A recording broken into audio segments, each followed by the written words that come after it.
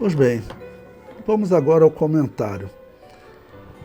A introdução diz: ratificamos que a Trindade nos revela um só Deus em três pessoas, Pai, Filho e Espírito Santo. O episódio da transfiguração, que foi esse que nós lemos na leitura bíblica em classe, né? É um dos momentos marcantes da revelação da glória do Deus Filho. Nele, Jesus, a segunda pessoa da Trindade, é exaltado diante de testemunhas oculares, com a aprovação explícita do Pai. Ele não é um personagem entre outros, mas o Deus encarnado. Esta lição nos conduz a contemplar a divindade, a centralidade e a missão redentora do Deus Filho. Bom, vamos lembrar aqui o significado do termo Trindade e a origem, como surgiu esse termo. Ele não denota três deuses, nós usamos ele para representar um Deus formado de três pessoas, o Pai, o Filho e o Espírito Santo, mas é um Deus. A pessoa que organizou, ou é usado o termo, cunhou esse termo, né, que primeiro usou esse termo Trindade, foi um membro da Igreja Pentecostal Nova Profecia, chamado Tertuliano. Vocês vão encontrar na história alguns grupos, algumas pessoas que não aceitam o termo Trindade, tá bom? Não aceitam o termo Trindade, dizendo que ele representa três deuses. Nós não vemos o significado de três deuses no termo Trindade, mas eu já vi até alguns irmãos na Assembleia de Deus, eu falava para ele, então não use o termo Trindade, né? Se você acha que são três deuses, nós não tratamos como três deuses, tratamos como um Deus, ok? Manifesto em três pessoas. Capítulo 1, estamos na página 2 do material didático, a divindade do Filho. Número 1, a concepção virginal de Jesus.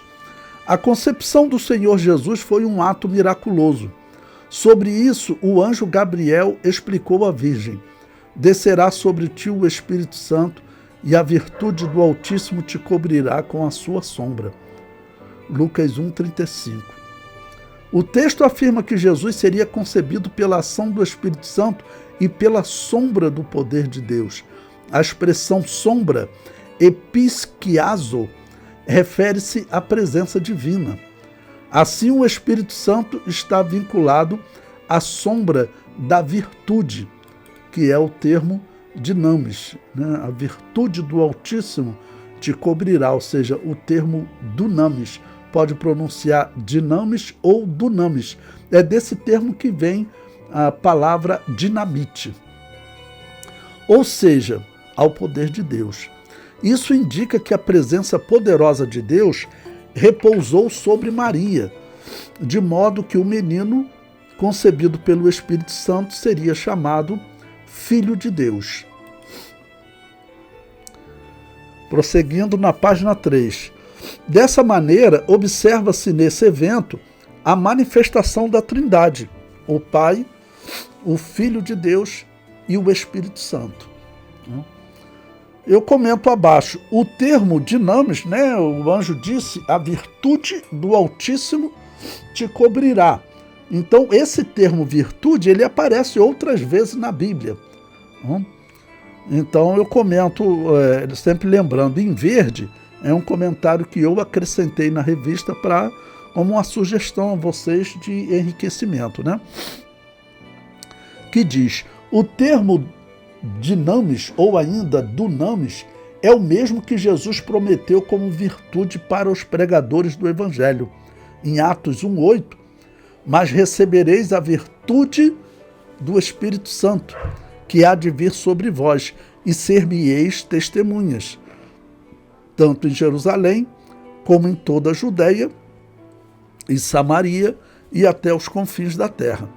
Então, a virtude que o anjo disse que iria cobrir Maria, a mesma palavra grega usada para essa virtude que seria concedida à igreja, aos pregadores do Evangelho, né?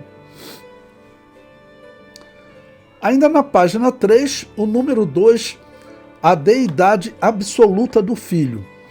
O Senhor Jesus Cristo é, desde a eternidade, o único Filho de Deus e possui a mesma essência e substância. Homousios é o termo grego para substância, tá bom? A mesma substância do Pai. Antes de nascer em Belém, o Filho já existia eternamente com o Pai.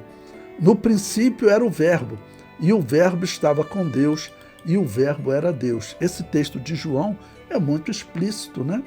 Para declarar Jesus Cristo como Deus, porque vocês vão encontrar também em algumas seitas, como os Testemunhas de Jeová, dizendo que Jesus Cristo não é Deus. Essa seita, inclusive, ela está morrendo no mundo, né? Mensalmente fecham-se salões e mais salões do reino, como eles chamam.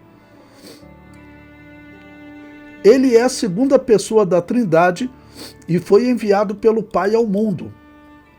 Ele se fez carne sem deixar de ser Deus, possuindo duas naturezas, a divina e a humana, unidas numa única pessoa. Bom, eu marquei em lilás aí, eu sempre marco em lilás para vocês, algum ponto da revista que assim, eu discordo, ou que eu acho confuso, ou mesmo errado. Isso aqui é um ponto que está errado. Esse negócio de afirmar, tentar descrever como foi a união da humanidade e da divindade de Jesus, é claro que a pessoa está indo além do que está escrito. E isso tem sido recorrente em nossas revistas, não tem sido recorrente em nossas revistas, porque infelizmente eu tenho falado para vocês, a nossa revista tem tido, os nossos teólogos têm tido influência de católicos e protestantes, que é uma influência péssima, porque eles têm muita heresia, começando da doutrina da salvação, doutrina do batismo, tudo errado. Não? A revista prossegue, marquei tudo em lilás para vocês. Essa união das duas naturezas é sem confusão, sem mudança, sem divisão e sem separação. Concílio de Calcedônia, 451 d.C. Ele é verdadeiro Deus e verdadeiro homem. Sendo Deus e homem, Jesus é o único mediador entre Deus e a humanidade. Esse concílio de Calcedônia que ele citou aqui é um concílio da igreja pagã, nós não temos nada com ela. Isso tem que ser feito uma separação, mas eles não estão fazendo separação. E esse concílio, ele estava, vamos dizer, implantando diversas heresias. Nesse mesmo concílio terão pessoas rejeitando, por exemplo, que Maria é mãe de Deus, né? E foram agredidos, né? Foram agredidos. Então eu aconselho a vocês que não afirme isso para os seus alunos. Ou então mande uma mensagem lá para o professor da CPAD para ele explicar qual a parte da Bíblia que fala da união da humanidade e da divindade em uma só pessoa, porque você não vai encontrar. Tá bom? Não existe essa definição na Bíblia. A Bíblia diz que ele é homem, a Bíblia diz que ele é Deus e pronto. Mas como ocorreu essa união e essa divindade, a união entre a humanidade e a divindade, a Bíblia não diz. Vou ler os versículos que ele cita ali, né? João 1,14. E o Verbo se fez carne e habitou entre nós, e vimos a sua glória como a glória do unigênito do Pai, cheio de graça e de verdade. Esse versículo, ele falou sobre a união da humanidade e da divindade em uma só pessoa? Não. Esse versículo falou que o Verbo eterno veio e habitou entre nós. Isso aqui é invenção de católico e de protestante, né? E depois, Filipenses capítulo 2, versículo 6, que sendo em forma de Deus, não teve por usurpação ser igual a Deus, mas aniquilou-se a si mesmo, tomando a forma de servo, fazendo-se semelhante aos homens, e achado na forma de homem, humilhou-se a si mesmo, sendo obediente até a morte e morte de cruz. Pelo que também Deus o exaltou soberanamente e lhe deu um nome que é sobre todo nome. Até esse versículo 9. Eles estão falando, descrevendo como foi a união da humanidade e da divindade? Com certeza não. Então a revista foi além do que está escrito. E por que eles cometeram esse erro? Eles cometem esse erro. Influência de católico e protestante que pregam essa doutrina do Concílio de Calcedônia. Esse concílio herético. Todos os bispos que participavam lá, eles acreditavam em purgatório, faziam invocação ao mundo dos mortos, ou seja, eram pagãos. Eram pagãos. Bom, no final da página 3 eu coloquei em verde um comentário. Eu digo, o credo de Calcedônia, do ano 451 da era cristã, foi um credo católico, logo, credo da igreja paganizada. O credo afirma, sem base bíblica, que a humanidade e a divindade de Jesus se uniram em uma só pessoa. O elaborador dessa doutrina foi o mega herege Orígenes de Alexandria, que, entre outras heresias, defendia a salvação do demônio. Ele defendia a salvação da alma de Satanás. A Bíblia não descreve como ocorreu a união entre a divindade e a humanidade de Jesus Cristo. Ela apenas defende que ele era homem e era Deus. Claramente, Orígenes foi além do que está escrito. Mas o pior é a consequência da afirmação que o homem e Deus eram uma pessoa só. A primeira consequência é afirmar que Jesus Cristo foi tentado como Deus. Porque eles dizem, se é uma só pessoa, você não pode dizer que o homem foi tentado lá no deserto, mas Deus não foi tentado. Isso é o que eles dizem. Mas eles estão errados. Porque Deus não pode ser tentado pelo mal.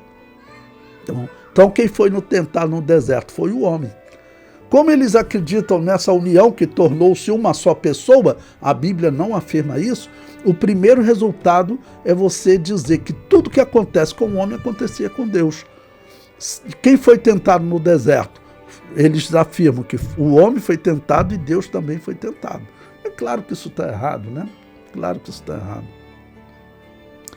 Mas essa afirmação apareceu em nossas lições bíblicas.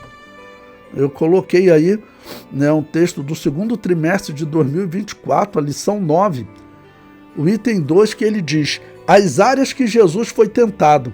E ele diz, podemos dizer que Jesus Cristo foi tentado em 3 áreas, a área física, a natureza divina e a área espiritual. Isso é heresia. Isso é heresia. Então, eu aconselho a vocês que repreendam essa heresia.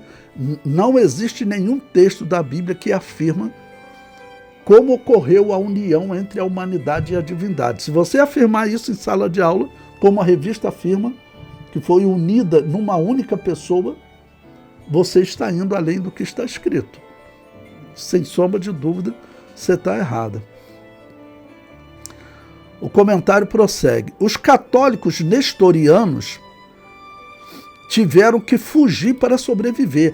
Teve alguns católicos que estavam nesse concílio de Calcedônia, que rejeitavam a doutrina que dizia que Maria é mãe de Deus, e também essa união entre a humanidade e a divindade de Jesus como sendo uma só pessoa. Isso também não está na Bíblia. Ele e os outros bispos que discordaram tiveram que fugir para sobreviver. O patriarca Flaviano de Alexandria, por negar que Maria era mãe de Deus, acabou morrendo devido às pauladas que recebeu. Por quê?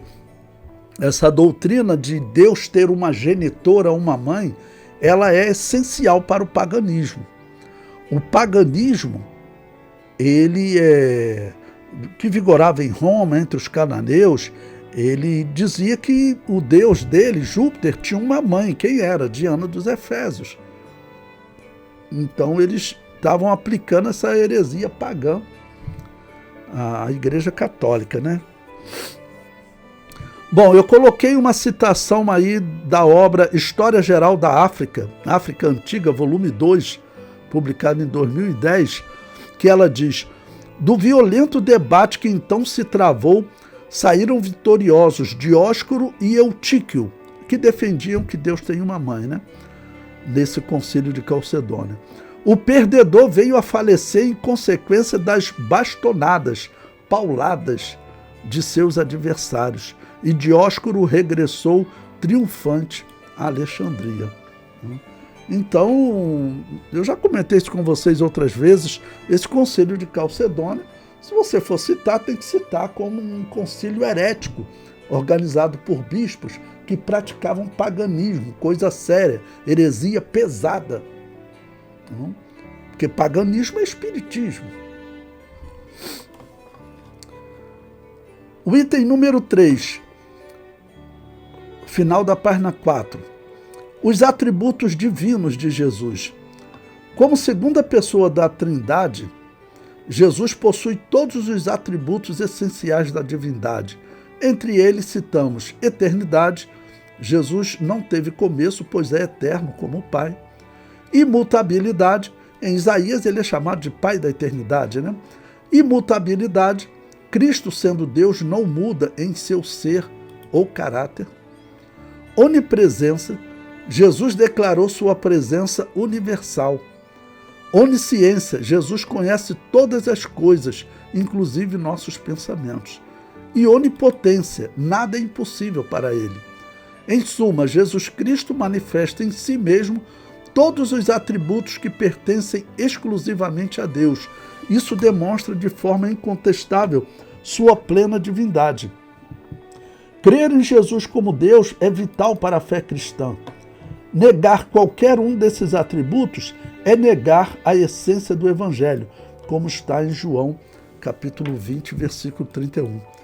Deixei aí também uma propaganda para vocês, uma divulgação do curso de História de Israel, que vai começar agora em março. Querendo, vai ser uma bênção. Pois bem, no final da página,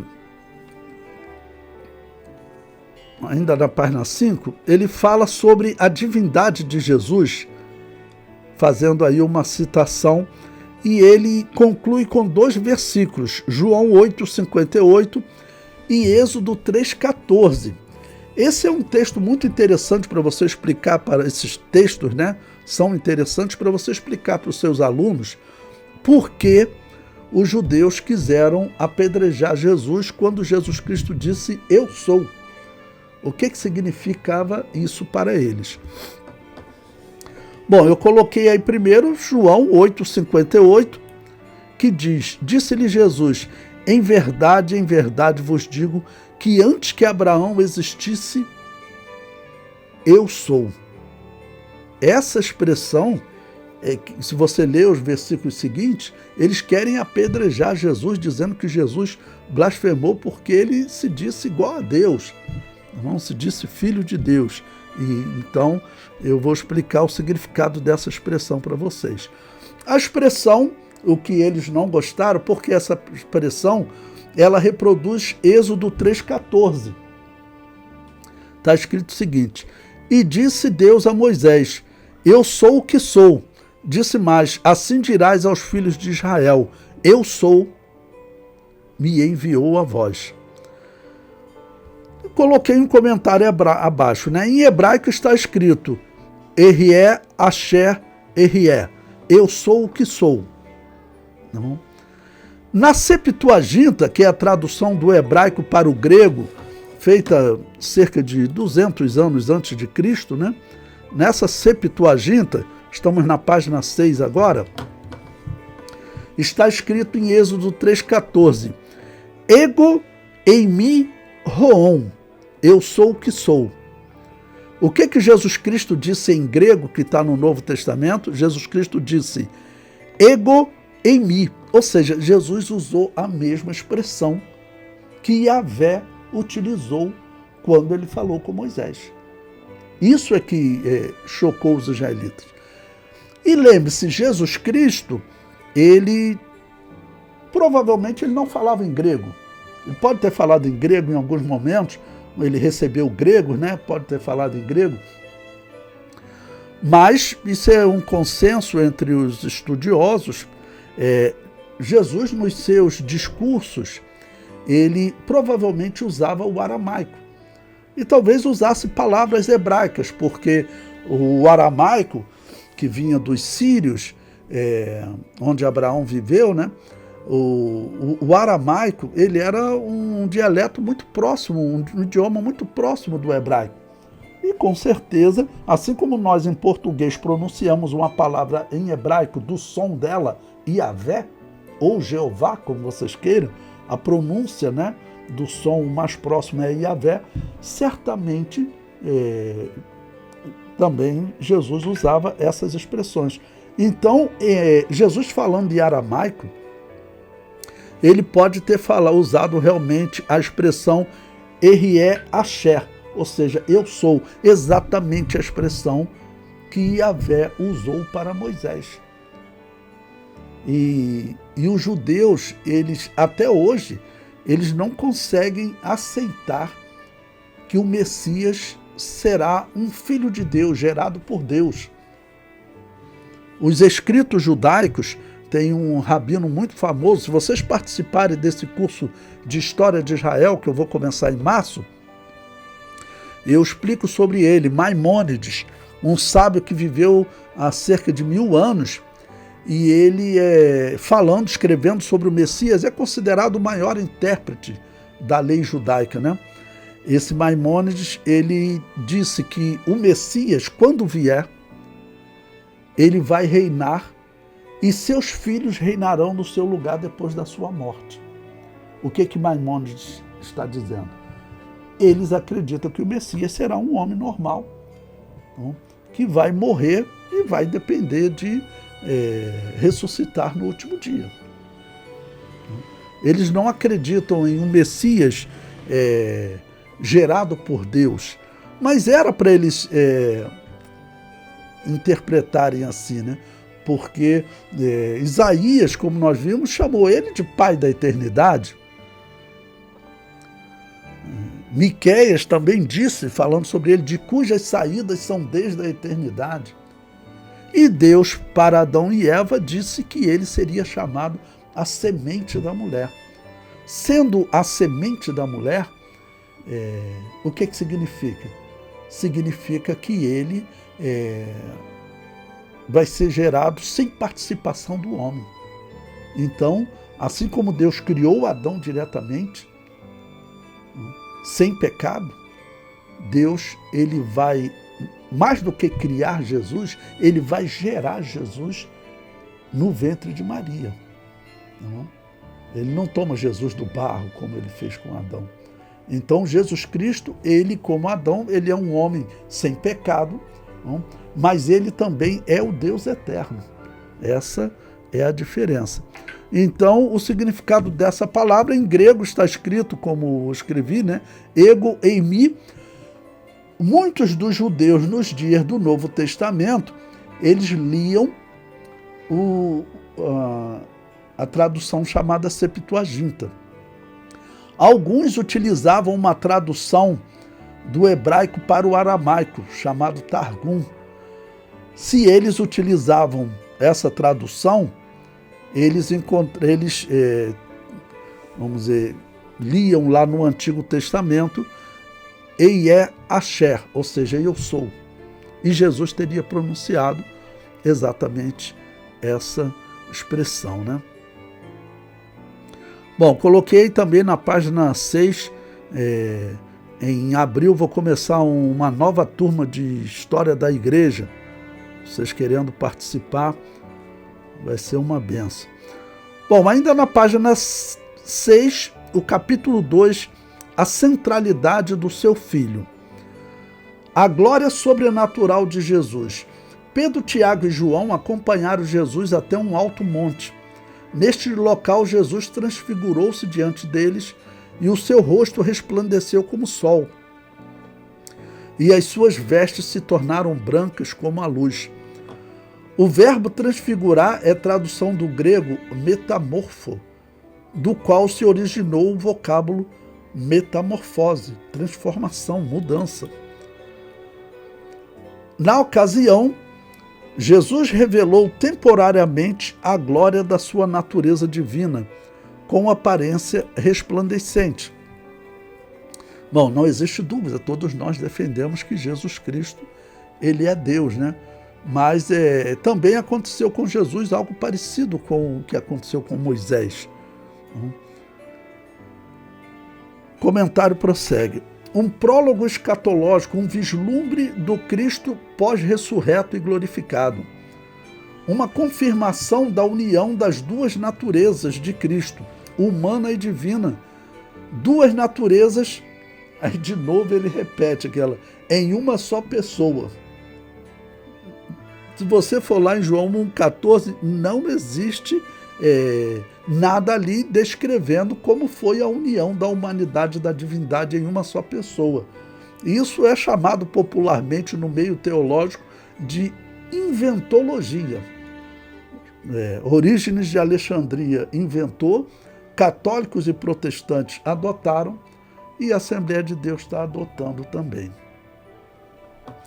Ele prossegue, aqui a divindade de Jesus foi revelada, uma manifestação visível da glória de Deus no Filho encarnado. Bom, eu coloquei aí um texto de um católico, para vocês verem como, botei de um católico e de um protestante, como eles fazem questão de defender que Deus morreu na cruz. Isso é uma heresia bárbara, irmãos. Cristão não vai pregar uma coisa dessa, né? A Assembleia de Deus está pregando de forma indireta. Por quê? Quando diz que ele é uma só pessoa, eu falei para vocês aquele primeiro resultado.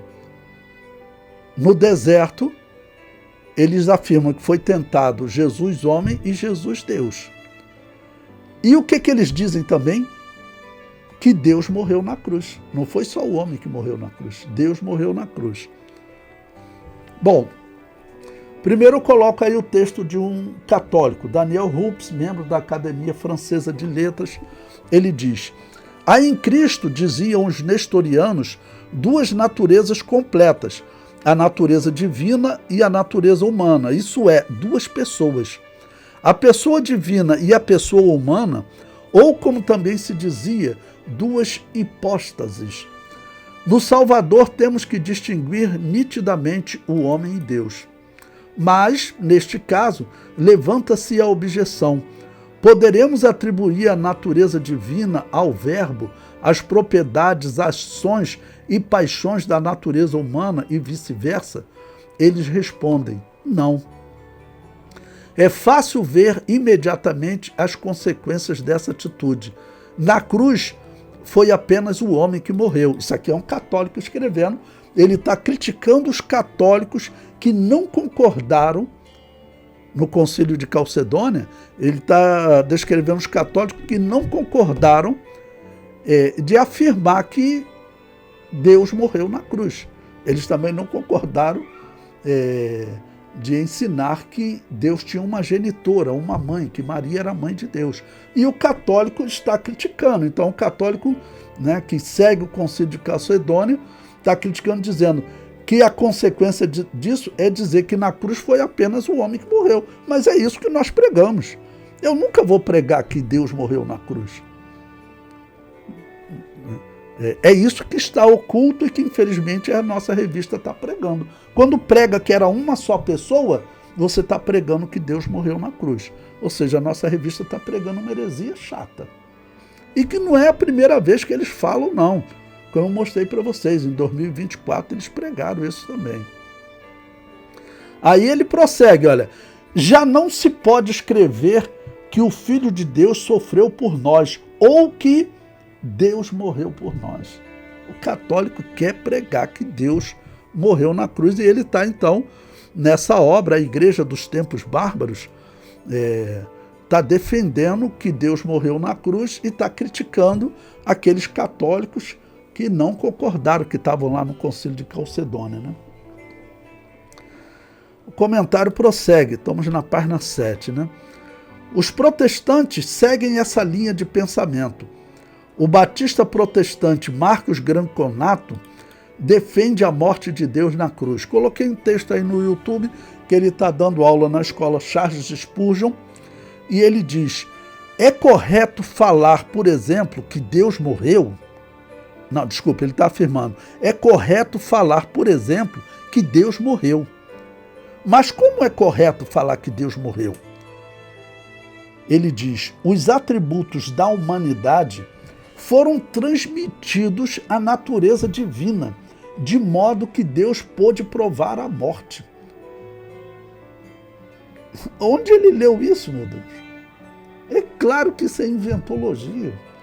Por isso que eu falo que a Assembleia de Deus tem que ficar longe de católicos e protestantes e reformados, devido a afirmar um absurdo desse.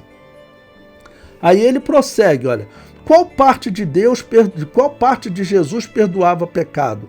A parte divina? Ele afirma, errado. Ele diz, eu não posso falar que essa parte fez isso. Os atributos das duas naturezas se comunicavam de modo que a natureza divina perdoava pecado junto com a humana. Quem morreu na cruz, o homem ou Deus? O atributo mortalidade foi provado por Deus. Para vocês verem, se você for perguntar isso para um protestante aí na rua, uma pessoa que não estuda a doutrina, ele vai falar que isso, que absurdo, de jeito nenhum. Mas os protestantes e os católicos e os reformados, esse Marcos Granconato, ele gosta de se identificar como reformado, né? Todos eles pregam que Deus morreu na cruz. São seitas, irmãos.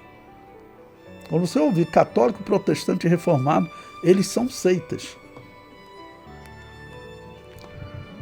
Final da página 7, o testemunho da lei e dos profetas. Estando no monte, eis que lhes apareceram Moisés e Elias falando com ele. Eu destaco em azul, que é uma parte positiva da revista, né? Ele diz, a aparição de Moisés e Elias não foi um contato com os mortos, mas um ato divino carregado de significado escatológico. Ele diz, Moisés representa a lei. Ele é o mediador da aliança, o legislador do povo hebreu.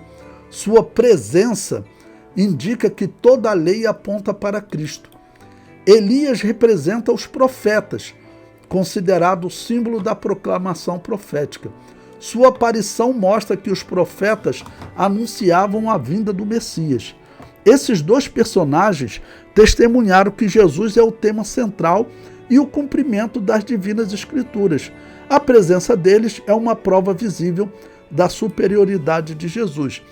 Ele tem que acrescentar que, realmente, eu concordo que a presença de Moisés representa a lei.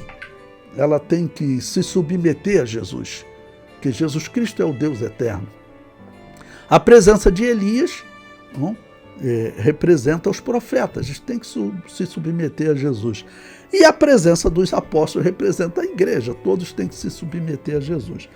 Mas eu quero comentar aqui sobre essa questão que ele falou que Moisés e Elias não foi um contato com os mortos. Essa é uma questão importante de vocês esclarecerem para os seus alunos. Por quê? Já teve caso de eu ter aluno que era ex-espírita e ele questionar, né? Porque, professor, lá no Espiritismo, eles diziam que Moisés e Elias estavam mortos e voltaram a esse mundo. Vocês sabem que os católicos também, desde que Constantino organizou a Igreja de Roma, eles começaram a defender que os mortos podem voltar a esse mundo em casos especiais. No documento deles, né, na confissão deles, até diz, os mortos voltam a este mundo? Não.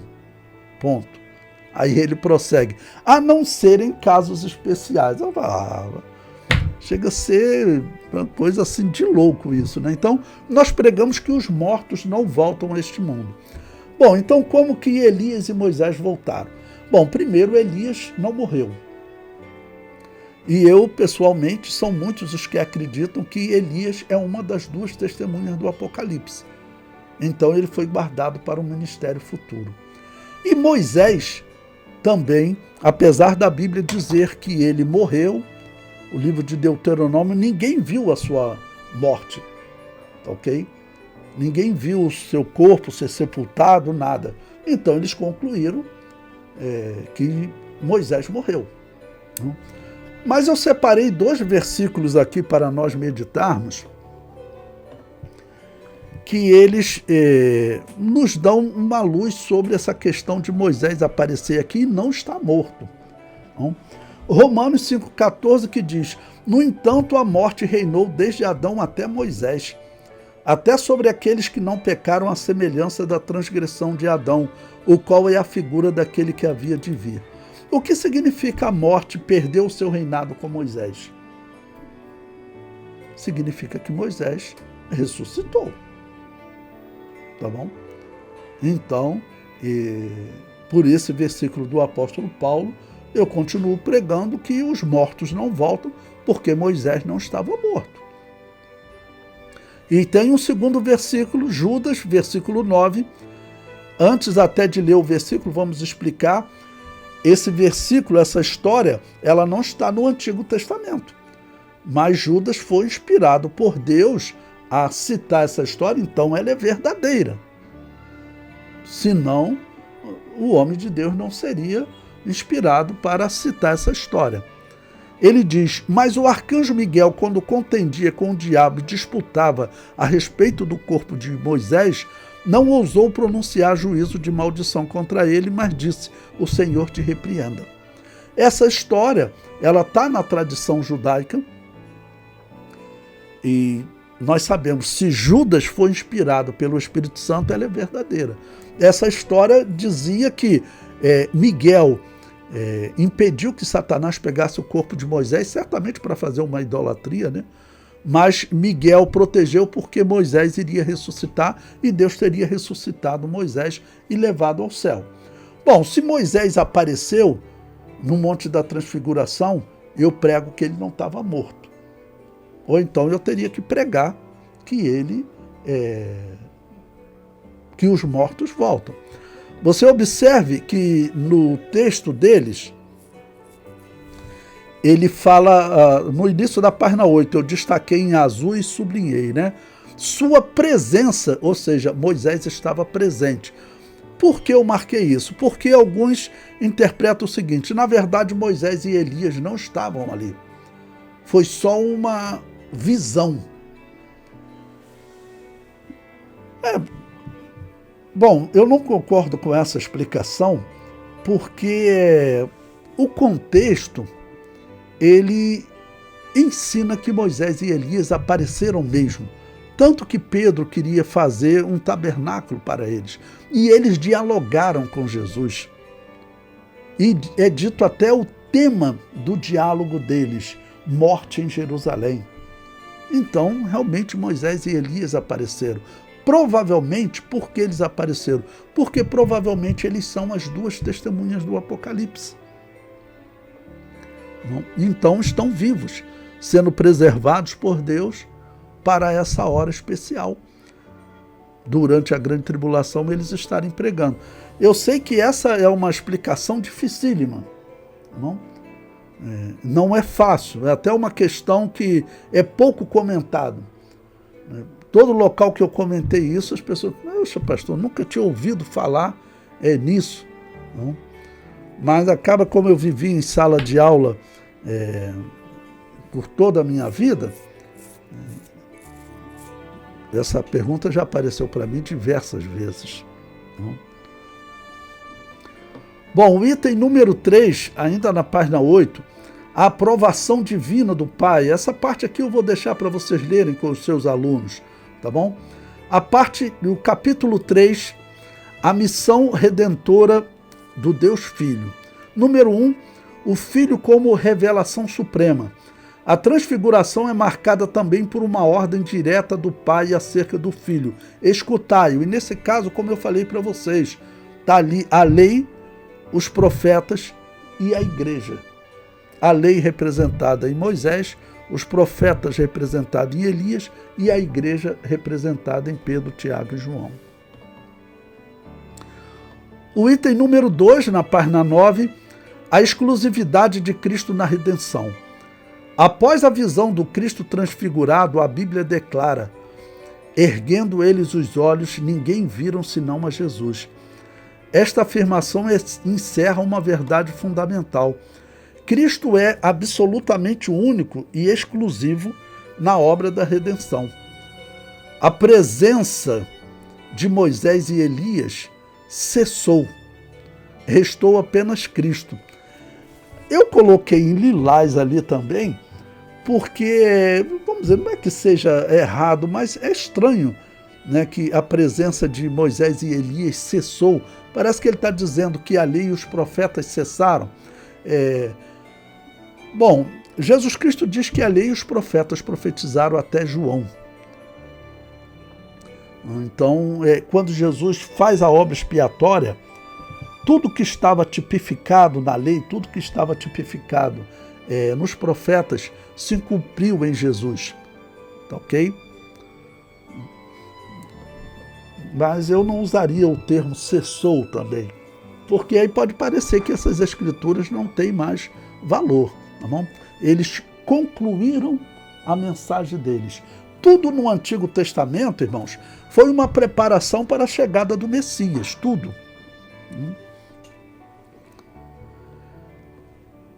Ainda na página 9, o item 3, o aprendizado pela experiência. Eu vou deixar esse tópico também para vocês lerem com os seus alunos. E a conclusão na página 10. A doutrina do Deus Filho nos conduz à centralidade de Cristo na fé cristã. Sua divindade, glória e missão redentora revelam o coração do Pai e o agir do Espírito. Ele é o Verbo eterno feito carne, o único que pode reconciliar o homem com Deus. Por isso devemos reconhecê-lo como Senhor absoluto, prostrar-nos em adoração, ouvi-lo e segui-lo em obediência, reverência e gratidão. Eternamente. Amém. Né? O Verbo se fez carne e habitou entre nós. Eu não estou aqui, a Bíblia só pode confirmar para mim. E o Verbo se fez carne e habitou entre nós. E vimos a sua glória como a glória do unigênito Filho de Deus. Aí eu expliquei.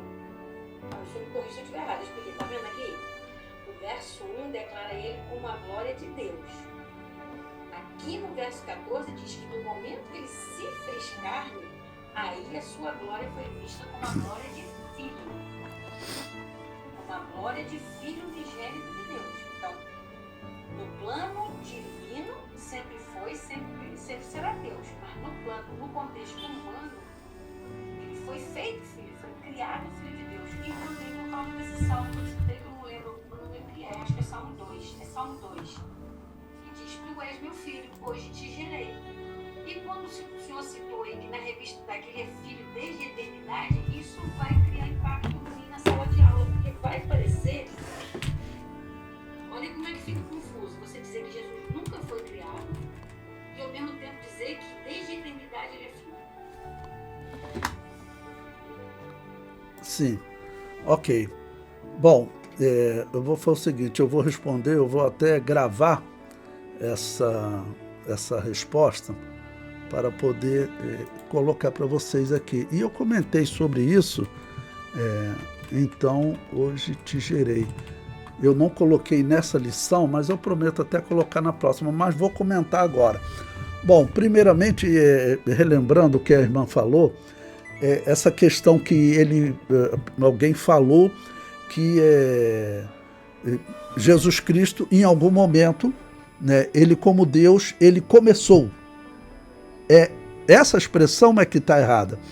Eu vou começar explicando para vocês de onde que vem essa expressão. Entendeu? Quem foi que gerou esse pensamento dizendo que Jesus Cristo é um Deus que ele foi gerado em algum momento. Tá ok? Eu vou ler as referências e vou contar para vocês. Bom, qual é a origem dessa expressão dizendo que Jesus Cristo é um Deus gerado? Essa expressão, ela nasceu com um homem, nasceu de um debate, tá bom, entre dois discípulos de Orígenes de Alexandria. Eram dois homens de Alexandria, um chamado Ário e outro chamado Alexandre. O importante para você começar a entender esse ponto é que eram dois hereges, tá bom? 2 homens que faziam parte dessa igreja pagã que Constantino organizou. Igreja que já acreditava em purgatório, já fazia invocação ao mundo dos mortos, ou seja, era pagã. Os verdadeiros cristãos saíram daquela igreja imediatamente, não quiseram ficar com Constantino. E cerca de 6 anos depois que Constantino organizou essa igreja, teve esse debate, em 318, né? Nesse debate, você começa vendo quem era Ário. Ário, ele era um discípulo de um homem chamado Melécio. Esse Melécio, ele era assumidamente apóstata. Durante a perseguição de Diocleciano, anterior a Constantino, ele aceitou comer das coisas sacrificadas ao demônio, sacrificar e comer das coisas sacrificadas ao demônio.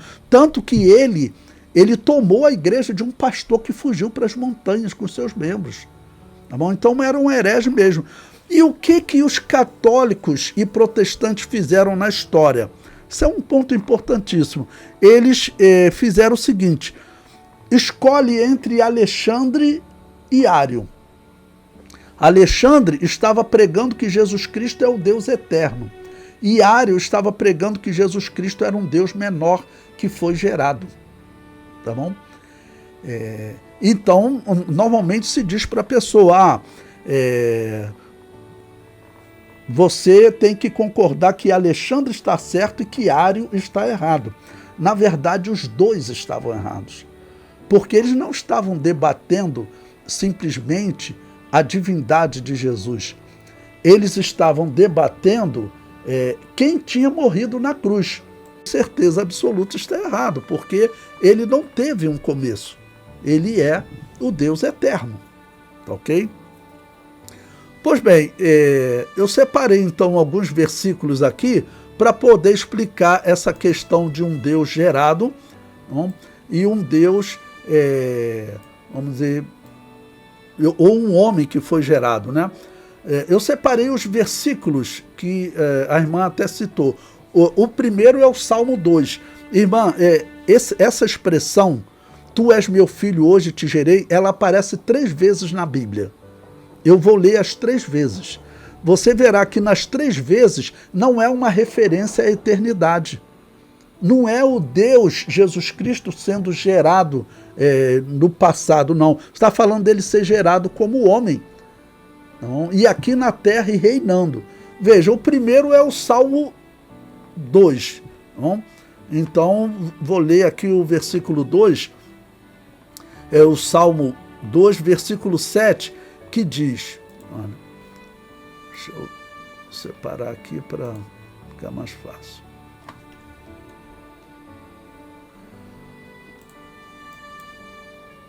Pois bem, Salmo capítulo 2, versículo 7, que diz: recitarei o decreto, e Yahvé me disse, tu és meu filho, e hoje te gerei. Que hoje é esse? Então alguns vão dizer que é no eterno passado, então ele teve um começo, né? Então, mas o contexto é claro em ensinar que o decreto é uma resposta à ação das nações contra Yahvé e o seu ungido. Veja, eu li o versículo 7, agora eu vou ler o versículo 1 a 3 do Salmo 2, que diz: porque se amotinam as nações e os povos imaginam coisas vãs. Os reis da terra se levantam e os príncipes juntos se macunam contra Yahvé e contra o seu ungido, dizendo: rompamos as suas ataduras e sacudamos de nós as suas cordas. Isso é o que as nações, em um determinado momento, vão dizer sobre Deus e sobre Jesus, né? Aí prossegue no versículo 4. Aquele que habita nos céus se rirá, o Senhor zombará deles.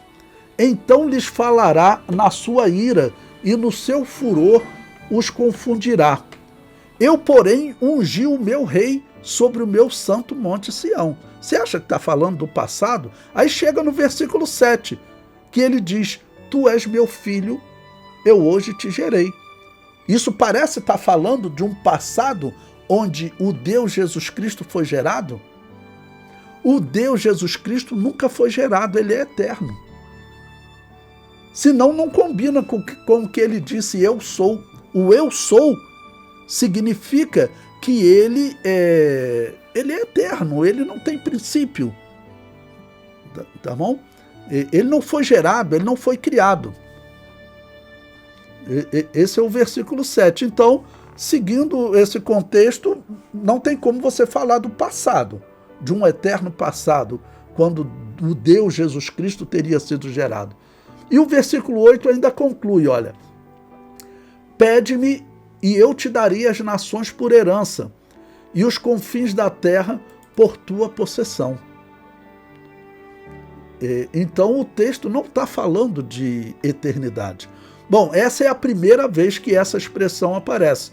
Tu és meu filho, eu hoje te gerei. Olhando pelo contexto, nós estamos vendo que não está falando de um eterno passado. Esse eterno passado é invenção católica.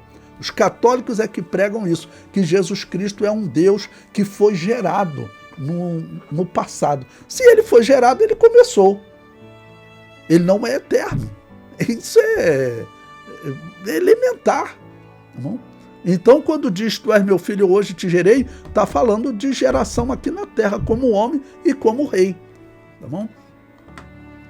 Por isso, esse versículo 8. A segunda vez que essa expressão aparece, tu és meu filho, hoje te gerei, anota aí.